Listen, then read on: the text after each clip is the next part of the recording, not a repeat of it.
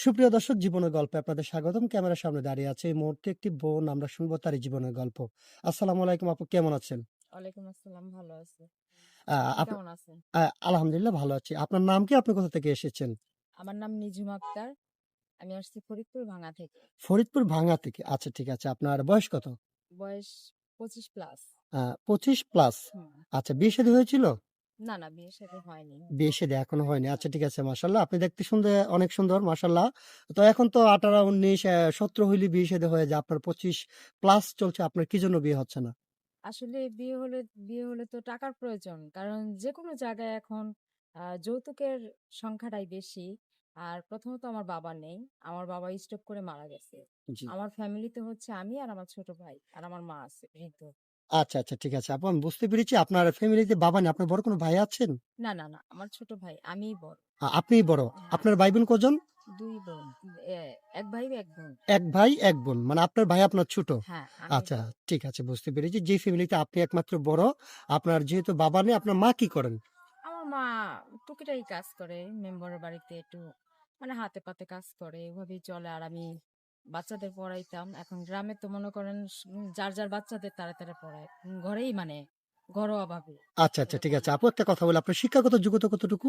SSC পর্যন্ত। HSC পর্যন্ত। হ্যাঁ, আপনি মানে মাঝে মধ্যে ছোটখাটো ছেলেপেলে যারা আছে তাদেরকে পড়াতেন। হ্যাঁ, হ্যাঁ, আচ্ছা, আচ্ছা, ঠিক আছে। আপনার যৌতুকের জন্য আপনার বিয়ে হচ্ছে না, তাই তো? হ্যাঁ। আচ্ছা, এখন আমাদের এখানে আসছেন যৌতুক ছাড়া বিয়ের জন্য। হুম। আচ্ছা, আপনাকে যিনি বিয়ে করবেন ওনার বয়সটা কেমন হতে হবে?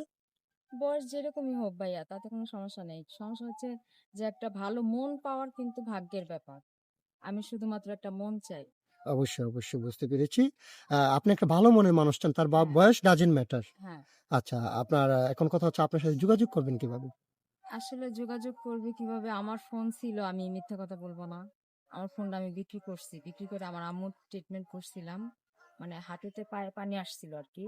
পরে ওই চিকিৎসা করছিলাম, ফোন বিক্রি করে দিছি। ওই এখন ফোনটা বিক্রি করে বর্তমানে হ্যাঁ, দিয়েছেন। বর্তমানে ফোন নেই আমার হাতে। বর্তমানে ফোন নেই না, আপনার না। হাতে। আচ্ছা, আচ্ছা। সুপ্রিয় দর্শক, এই মুহূর্তে দেখতে পাচ্ছেন ডিসপ্লেতে একটি নাম্বার। এই নাম্বারটি হচ্ছে আমাদের ইউটিউব চ্যানেল কর্তৃপক্ষের নাম্বার।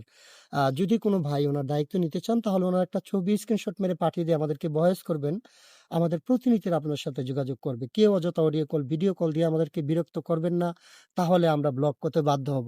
আচ্ছা, ঠিক আছে। যাই হোক আপু, কৌতূহলী একটা কথা বলছি, আপনি মাইন্ড করবেন না। হুম, আপনি তো বলছেন আপনার আর্থিক অবস্থা খুবই খারাপ। হুম। কিন্তু মাশাআল্লাহ আপনার গায়ে যে শাড়িটা আছে সেটা কিন্তু খুবই দামি মনে হচ্ছে, অথবা আপনি সেটা কিনেছেন নাকি এটা কোথাও থেকে নিয়েছেন?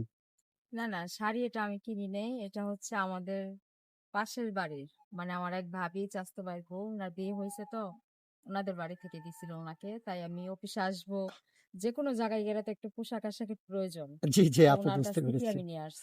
হ্যাঁ, প্রত্যেকটা মানুষেরই ইচ্ছে থাকে যে সে ভালো কিছু হ্যাঁ, পড়বে। যদিও সামর্থ্য না থাকে, কিন্তু আপনি একজনের কাছ থেকে নিয়ে আসছেন। ইনশাআল্লাহ সমস্যা নাই। আপনারও এমন দিন আসতে পারে, আল্লাহ চাইলে এর থেকে ভালো, ভালো শাড়ি, জামা-কাপড়, গহনা আপনি নিজেই কিনে পড়তে পারেন। হ্যাঁ, তাহলে ইনশাআল্লাহ যদি আল্লাহ তৌফিক দেয়। হ্যাঁ, তাহলে আপু আপনার জন্য শুভকামনা। আপনি ভালো থাকবেন, সুস্থ থাকবেন। আল্লাহ হাফেজ।